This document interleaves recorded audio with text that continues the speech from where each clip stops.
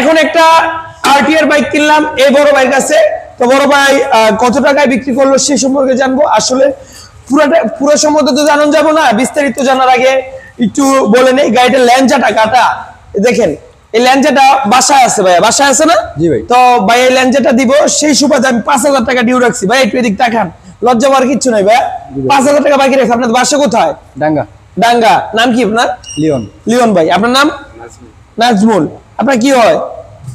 বড় ভাই। বড় ভাই। আচ্ছা, তো 5,000 টাকা বাদে যে টাকা থাকে সব টাকা বুঝে পাইছেন? জি ভাই।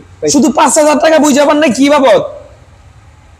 এই 5 দিয়া বাদে 5 লাটা আর নাম্বার প্লেট বাদে, ডিজিটাল নাম্বার প্লেট তো নাকি? হ্যাঁ। স্মার্ট কার্ড আছে গাড়িটা, স্মার্ট কার্ড, ট্যাক্স টোকেন এবং অল ডকুমেন্টস, শোরুমের মেমো, অল ডকুমেন্ট আছে।